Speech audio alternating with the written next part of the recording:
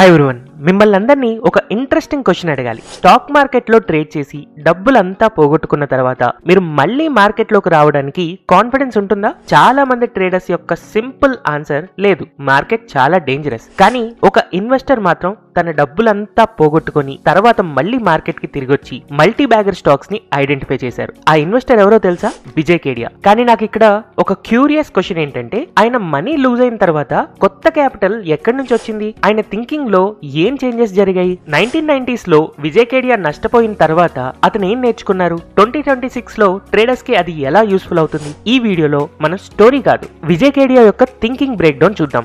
Early 1990s లో Vijay Kedia trading start చేశారు. అప్పుడు కూడా మార్కెట్ చాలా వాలటైల్ గానే ఉంది. తను స్పెక్యులేషన్ చేస్తూ లేదా కొన్నిసార్లు టిప్స్ తీసుకుంటూ షార్ట్ టర్మ్ ట్రేడింగ్ చేస్తూ రాంగ్ డెసిషన్స్ తీసుకుని నష్టపోయారు. దానివల్ల తన క్యాపిటల్ అంతా పోయింది. ఇలాంటప్పుడు చాలా మంది ట్రేడర్స్ స్టాక్ మార్కెట్ నుంచి ఎగ్జిట్ అయిపోతారు. కానీ విజయ్ కేడియా ఒక ప్రాక్టికల్ డెసిషన్ తీసుకున్నారు. తను పోగొట్టుకున్న మనీని ఎలా అయినా తిరిగి సంపాదించాలి అని చెప్పి రివెంజ్ ట్రేడింగ్ చేయకుండా మార్కెట్ ని స్టడీ చేయడం స్టార్ట్ చేశారు. అండ్ మోస్ట్ ఇంపార్టెంట్లీ మెల్లగా నెల తన డబ్బులు సేవ్ చేసుకుంటూ కొత్త క్యాపిటల్ ని బిల్డ్ చేసుకున్నారు. మరి ఆ కొత్త క్యాపిటల్ కి తన డబ్బులు ఎలా వచ్చాయి? తను చిన్న ట్రేడింగ్ చేస్తూ దాని ప్రాఫిట్స్ ఎర్న్ చేయడం ద్వారా అండ్ డిసిప్లైన్డ్ రీఇన్వెస్ట్మెంట్, తన శాలరీలో నుంచి మిగిలిన డబ్బుల్ని సేవ్ చేయడం ద్వారా అండ్ ఇన్వెస్ట్మెంట్ లో కొంచెం డబ్బులు మాత్రమే పెడుతూ స్మాల్ పొజిషన్ సైజింగ్ ద్వారా, అంటే ఒకేసారి ఏదో పెద్ద అప్పు తీసుకొచ్చి పెద్ద క్యాపిటల్ తో మార్కెట్ లో రివెంజ్ కోసం రాలేదు. మెల్లగా నెల తన క్యాపిటల్ ని పెంచుకుంటూ వచ్చారు. అప్పుడే అతనిలో ఒక బెటర్ థింకింగ్ స్టార్ట్ అయింది.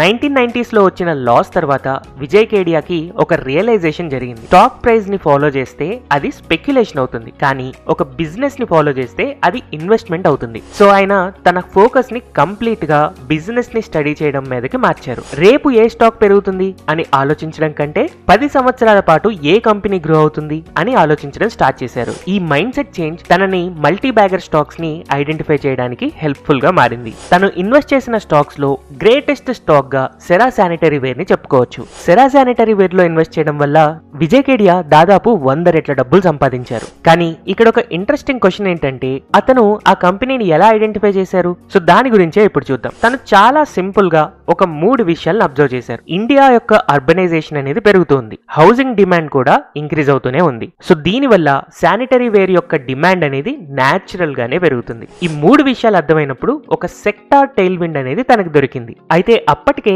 సెరా శానిటరీ వేర్ కి ఒక బ్రాండ్ పొజిషన్ ఉంది. అది ఒక రికగ్నైజ్డ్ బ్రాండ్ గా బాత్రూమ్ ఫిట్టింగ్స్ కి చాలా బాగా అప్పట్లో యూజ్ చేసేవాళ్ళు. తనకు తెలుసు కన్స్యూమర్ బిజినెస్ లో బ్రాండ్ అనేది చాలా ఇంపార్టెంట్ అని. దాని తర్వాత ఆ కంపెనీ యొక్క మేనేజ్మెంట్ గురించి తెలుసుకున్నారు. కంపెనీ కన్సిస్టెంట్ గా తన యొక్క డిస్ట్రిబ్యూషన్ ని ఎక్స్పాండ్ చేస్తూ ఉంది, మార్జిన్స్ ని ఇంప్రూవ్ చేసుకుంటూ ఉంది, రెవెన్యూని పెంచుకుంటూ ఉంది. దీనివల్ల ఒక బిజినెస్ మొమెంటం అనేది చాలా క్లియర్ గా విజిబుల్ గా ఉంది. ఇలాంటి విషయాలు విజయ్ కేడియాకి కనిపించాయి కాబట్టి 1990s లో ఈ స్టాక్ లో అతను చాలా పెద్ద మొత్తంలో మెల్లగా ఇన్వెస్ట్ చేసుకోగలిగారు అండ్ 100x బ్యాగర్ రిటర్న్స్ ఆ స్టాక్ నుంచి తీసుకోగలిగారు. మరొక స్టాక్ మార్కెట్ బిగినర్ 2026 లో వీటిని ఎలా చెక్ చేసుకోవాలి? చాలా మంది బిగినర్స్ అడిగే క్వశ్చన్ ఏంటి అంటే, బిజినెస్ క్వాలిటీ ఎలా అనలైజ్ చేయాలి? దీనికి ఒక సింపుల్ ఫ్రేమ్వర్క్ ఉంది. మార్కెట్ ఇప్పుడు క్రాష్ అవుతుంది కదా, ఇప్పుడు మీరు వెళ్ళి మార్కెట్ లో ఒక చిన్న అనాలిసిస్ చేయండి. పాస్ట్ 5 to 10 years నుంచి కన్సిస్టెంట్ గా సేల్స్ ఏ కంపెనీలో పెరుగుతున్నాయి అండ్ అలాగే సేల్స్ తో పాటు ప్రాఫిట్ గ్రోత్ మనం అబ్జర్వ్ చేస్తే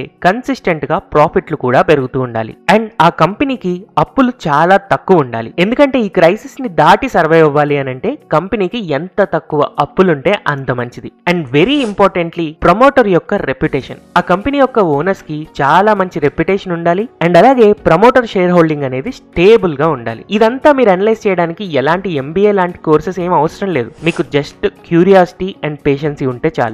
విజయ్ కేడియా ఒక ఫేమస్ ఎనాలజీ చెప్తూ ఉంటారు, బుల్ మార్కెట్ లో ఒక బాతు కూడా హంసలాగా కనపడుతుంది అని. అంటే ఏంటో తెలుసా? బుల్ మార్కెట్ లో వీక్ స్టాక్స్ కూడా స్ట్రాంగ్ స్టాక్స్ లాగే కనిపిస్తాయి. ఫర్ ఎగ్జాంపుల్ ఒక 1 year బ్యాక్ కి వెళ్ళి 2024, 2025 బుల్ మార్కెట్ చూడండి. యూట్యూబ్ అనలిస్టులు ర్యాండమ్ గా స్టాక్స్ రికమెండ్ చేస్తూనే ఉంటారు. రిటైల్ ఇన్వెస్టర్స్ బ్లైండ్ గా ఫాలో అవుతూనే ఉంటారు. రిజల్ట్ ఏంటి?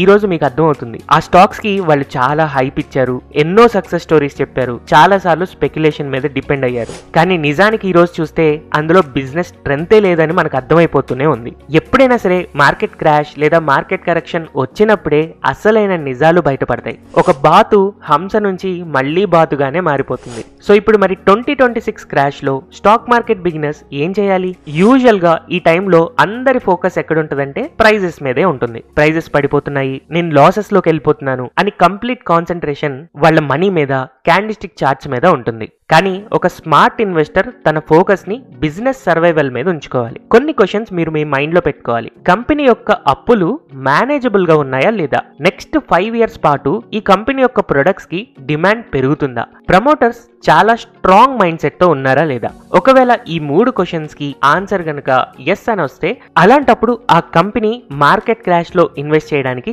చాలా మంచి opportunity. So finally Vijay Kedia యొక్క సీక్రెట్ సక్సెస్ ఏంటో తెలుసా?